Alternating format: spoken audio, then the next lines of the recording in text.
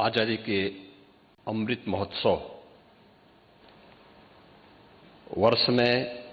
बदलते नगरीय प्रवेश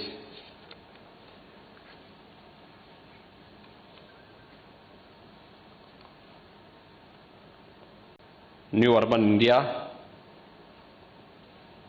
ट्रांसफॉर्मिंग अर्बन लैंडस्केप के इस 3 दिवसीय कार्यशाला कार्यक्रम के अवसर पर पूरे देश को अपना मार्गदर्शन देने के लिए प्रदेश की राजधानी लखनऊ में उपस्थित आदरणीय प्रधानमंत्री जी, प्रदेश की माननीय राज्यपाल श्रीमती आनंदीबेन पटेल जी,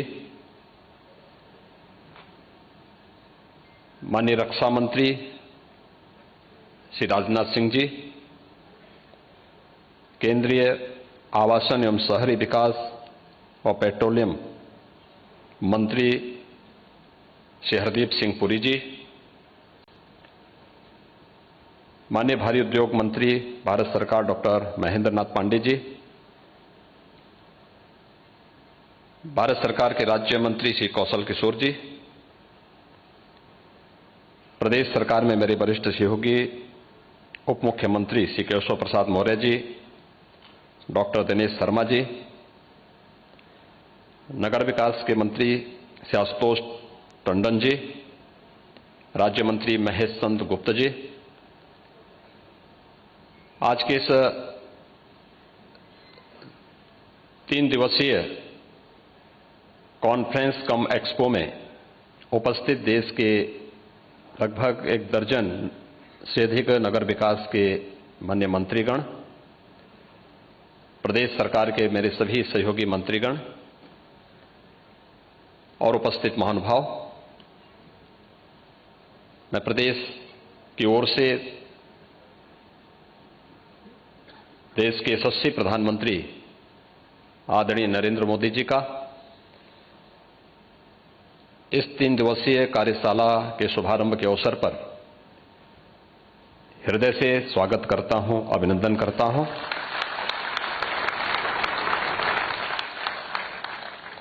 मैं आभारी हूं आदरणीय प्रधानमंत्री जी का कि उन्होंने इस महत्वपूर्ण कार्यशाला के लिए उत्तर प्रदेश की राजधानी लखनऊ को चुना है, क्योंकि देश की सबसे बड़ी आबादी के राज्य उत्तर प्रदेश के लिए अर्बनाइजेशन कितना महत्वपूर्ण है, यह विगत 4.5 वर्ष के दौरान प्रदेश के अंदर आदरणीय प्रधानमंत्री जी के मार्गदर्शन में, उनके निर्देशन में जो तमाम प्रकार की योजनाओं ने शहरी परिवेश को बदलने और प्रत्येक नागरिक के जीवन में व्यापक परिवर्तन लाने में जो सफलता प्राप्त की है, आज यहां पर उसके कुछ उदाहरण प्रदर्शनी के माध्यम से भी देखने को और समझने को प्राप्त हो सकते हैं।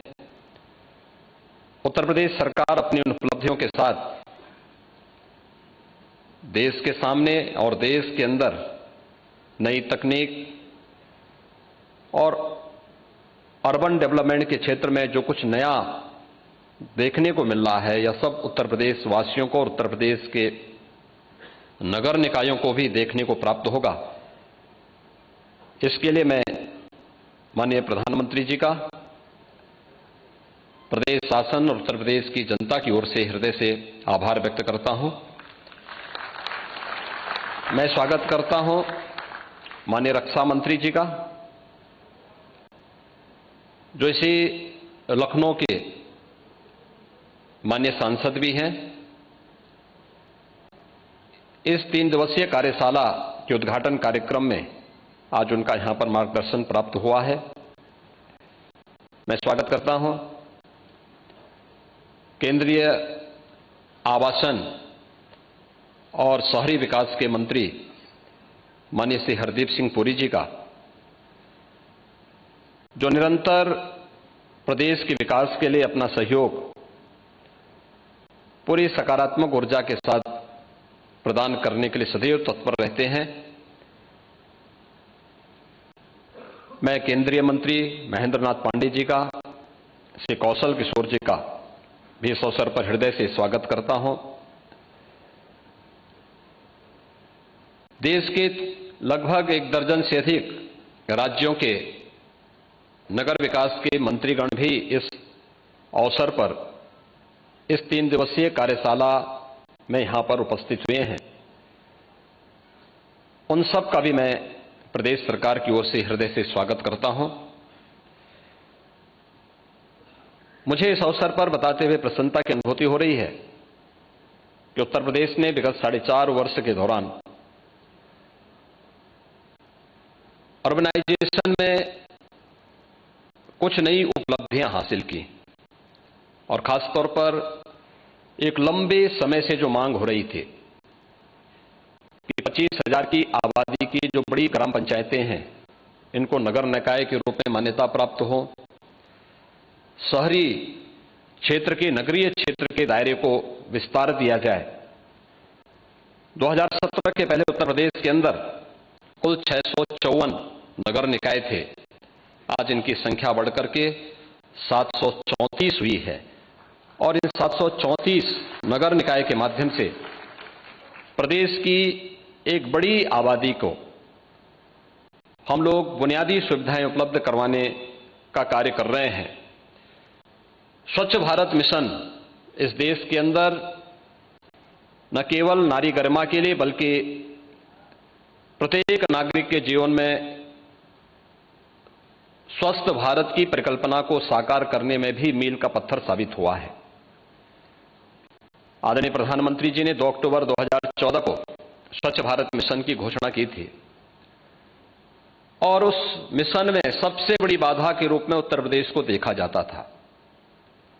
2017 के बाद उत्तर प्रदेश के अंदर ग्रामीण और शहरी क्षेत्र में 2 करोड़ 61 लाख से अधिक व्यक्तिगत शौचालयों का निर्माण हुआ और मुझे बताते हुए प्रसन्नता है कि नगरीय क्षेत्र इस दिशा में उत्तर प्रदेश के अंदर हमारे 652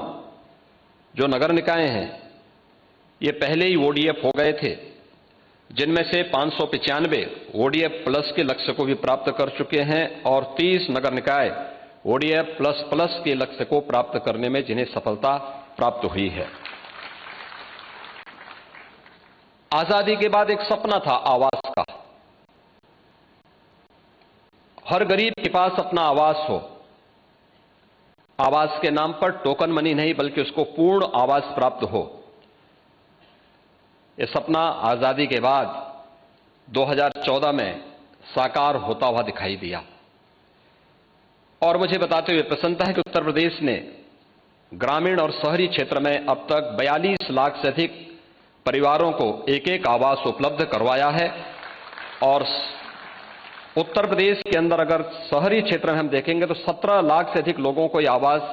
हम उपलब्ध करवा चुके हैं, जिनमें 9 लाख आवास बनकर के तैयार हुए हैं। आदरणीय प्रधानमंत्री जी के कर कमलों से आज 75,000 आवासों में गृह प्रवेश का कार्यक्रम भी कुछ ही देर में प्रारंभ होगा। हाउसिंग कंस्ट्रक्शन को एक नई दिशा देने वाली लाइट हाउस परियोजना कि जो 6 परियोजनाएं देश के अंदर प्रारंभ हुई हैं, उनमें से एक प्रदेश की राजधानी लखनऊ में है और जिस तेजी के साथ ये प्रोजेक्ट तैयार हुआ उसमें से ज्यादातर आवास आवंटित भी हो चुके हैं और आपके द्वारा जैसे उद्घाटन के कार्यक्रम को आगे बढ़ाएंगे तो इसमें बहुत सारे लोगों को उस आवास में रहने की सुविधा प्राप्त होगी। नई तकनीक के साथ कम समय में और सस्ते आवास उपलब्ध करवाने की परियोजना उत्तर प्रदेश के अंदर आज साकार होते हुए दिखाई दे रही है। महोदय, मुझे बताते हुए प्रसन्नता है कि अमृत योजना के अंतर्गत उत्तर प्रदेश के 60 नगर निकाय के अंदर 11,421 करोड़ रुपए की लागत की पेयजल की, सीवरेज की,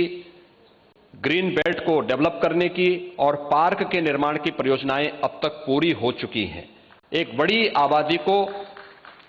इन सभी बुनियादी सुविधाओं से आच्छादित करने इन सभी योजनाओं के माध्यम से हमें सफलता प्राप्त हुई। तो स्मार्ट सिटी मिशन के अंतर्गत प्रदेश के सभी 17 नगर निगमों को, जिसमें 10 आपके अनुकंपा से उत्तर प्रदेश के शहर स्मार्ट सिटी मिशन के अंतर्गत चयन हुए थे, और 7 जो नगर निगम बचे थे इन्हें उत्तर प्रदेश सरकार ने कन्वर्जेंस के माध्यम से स्मार्ट सिटी की तर्ज पर विकसित करने का निर्णय लिया, और अभी 17 के 17 नगर निगमों में स्मार्ट सिटी मिशन का एक कार्यक्रम उत्तर प्रदेश के अंदर तेजी के साथ कार्य करते हुए दिखाई दे रहे हैं। महोदय, पूरे देश, पूरी दुनिया ने इस सदी की सबसे बड़ी महामारी कोरोना के दौरान आपके नेतृत्व, आपके मार्गदर्शन और आपके सानिध्य को बहुत नजदीक से महसूस किया है। कोरोना प्रबंधन में WHO और दुनिया की उन तमाम संस्थाओं ने आपके नेतृत्व की और आपके मार्गदर्शन की भूरी भूरी प्रशंसा की है, और मुझे बताते हुए प्रसन्नता है जब उत्तर प्रदेश में आज इस कॉन्फ्रेंस के उद्घाटन कार्यक्रम के लिए आपका मूल्य समय प्राप्त हुआ है। उत्तर प्रदेश 11 करोड़ डोज उत्तर प्रदेश के नागरिकों को कोविड वैक्सीन के अब तक देने में सफलता प्राप्त हुई है। हम लगभग 8 करोड़ लोगों के कोविड टेस्ट भी अब तक संपन्न कर चुके हैं, और मुझे बताते हुए प्रसन्नता है कि आत्मनिर्भर भारत के उस लक्ष्य को प्राप्त करने के लिए PM स्वनिधि योजना, जो स्ट्रीट वेंडर के लिए आजादी के बाद पहली योजना प्रारंभ हुई थी, स्ट्रीट वेंडर के लिए उत्तर प्रदेश के अंदर अब तक 7 लाख से अधिक स्ट्रीट वेंडर को हम लोगों ने बैंकों से लोन उपलब्ध करवाने में सफलता प्राप्त की है, और हमारा प्रयास है कि बहुत शीघ्र जो बचे हुए लगभग 1.5 लाख अन्य स्ट्रीट वेंडर हैं उनको भी हम इस सुविधा से आच्छादित करने में हमें सफलता प्राप्त होगी। महोदय, आपका हमेशा से इस बात पर जोर रहा है कि शहरी क्षेत्र में पब्लिक ट्रांसपोर्ट का सिस्टम बेहतर होना चाहिए, और इसके लिए आज आप पहले से उत्तर प्रदेश के अंदर आपके मार्गदर्शन में 40 इलेक्ट्रिक बसेस पहले से संचालित हैं, और आज आपके कर कमलों से 75 ऐसी बसेस, इलेक्ट्रिक बसेस का संचालन आपके कर कमलों से प्रारंभ होने जा रहा है, और आने वाले समय में उत्तर प्रदेश के 14 नगर निकायों में 700 बसेस के संचालन की कार्रवाई भी हम लोगों की प्रक्रिया के अधीन है। उसको हम बहुत शीघ्र प्रदेश के अंदर, आज से जो प्रक्रिया आपके कर कमलों से प्रारंभ होगा उसको बहुत शीघ्र यहां पर लागू करेंगे। साथ ही साथ मेट्रो के लिए, जो पब्लिक ट्रांसपोर्ट का एक बेहतरीन माध्यम है, 2017 के पहले उत्तर प्रदेश का एक भी नगर निकाय मेट्रो से नहीं जुड़ा हुआ था। आज उत्तर प्रदेश के 4 नगर निगम लखनऊ, गाजियाबाद, नोएडा और ग्रेटर नोएडा में मेट्रो का सफलतापूर्वक संचालन हो रहा है। कानपुर में नवंबर के अंत तक मेट्रो का संचालन हो जाएगा। आगरा में मेट्रो का कार्य युद्ध स्तर पर चल रहा है, और साथ ही साथ अगर हम देखें तो रीजनल रैपिड ट्रांजिट सिस्टम यानी रैपिड रेल दिल्ली, गाजियाबाद, मेरठ, इस पर युद्ध स्तर पर कार्य चल रहा है। प्रदेश के अंदर छोटे नगर निकायों के बारे में भी उन्हें बुनियादी सुविधाओं से आच्छादित किया जा सके, इसके लिए राज्य सरकार ने पंडित दीनदयाल उपाध्याय आदर्श नगर निकाय योजना पहले से संचालित की है, और वे सभी नगर निकाय इसके माध्यम से संचालित हैं। नगरीय क्षेत्रों में अल्प विकसित और मलिन बस्तियों में आधारभूत संरचनाओं के लिए भी प्रदेश सरकार ने मुख्यमंत्री नगरीय अल्प विकसित व मलिन बस्ती विकास योजना प्रदेश के अंदर संचालित हो रही है, जो उन क्षेत्रों में बुनियादी सुविधाओं को उपलब्ध कराने के लिए अपना कार्य कर रही है। महोदय, आपके मार्गदर्शन में प्रयागराज कुंभ को देश ने और दुनिया ने देखा है। कुंभ स्वच्छता का, सुरक्षा का और सुव्यवस्था का एक मानक प्रस्तुत कर सके। आपका जो मार्गदर्शन और नेतृत्व प्राप्त हुआ था, उस समय प्रयागराज कुंभ ने उस अभियान को आगे बढ़ाने का कार्य किया था, और प्रयागराज कुंभ ने कुंभ को एक नई दिशा देने का कार्य किया था। और मुझे बताते हुए प्रसन्नता है कि प्रयागराज कुंभ की जो नोडल विभाग था हमारा, वह नगर विकास विभाग ही था, जिसने प्रयागराज कुंभ को पहली बार स्वच्छता, सुरक्षा और सुव्यवस्था का एक नया मॉडल प्रस्तुत किया था। क्योंकि कुंभ के बारे में इस बात की चिंता थी कि ट्रैफिक मैनेजमेंट कैसे होगा, सुरक्षा की व्यवस्था कैसे होगी। स्मार्ट सिटी मिशन के अंतर्गत प्रयागराज के अंदर जिस integrated command and control centre का उद्घाटन आपने किया था, उस कमांड एंड कंट्रोल सेंटर ने केवल प्रयागराज कुंभ में ट्रैफिक की व्यवस्था के संचालन में अपना योगदान दिया था, बल्कि प्रयागराज कुंभ में आने वाले 24 करोड़ श्रद्धालुओं को सुरक्षा उपलब्ध करवाने में भी वहां की व्यवस्था ने बहुत बड़ा योगदान दिया था। और वह कार्यक्रम इस अवसर पर प्रारंभ हुआ। हम आभारी हैं आपके कि आपने 1 अक्टूबर को स्वच्छ भारत मिशन शहरी के द्वितीय चरण के कार्यक्रम का और अमृत के द्वितीय चरण के कार्यक्रम का शुभारंभ किया है। आपने लक्ष्य रखा है कि नगरीय क्षेत्र को पूरी तरह कचरे से मुक्त रखा जाए। शहरों को प्राप्त होने वाला जो जल है उसको सुरक्षित रखने की जो आपका संकल्प है। सीवरेज का गंदा पानी किसी भी नदी में न गिरे, आपका जो संकल्प है, इस संकल्प के साथ प्रदेश सरकार पूरी प्रतिबद्धता के साथ उसे एक मंत्र मान करके आगे बढ़ाने का कार्य करेगी।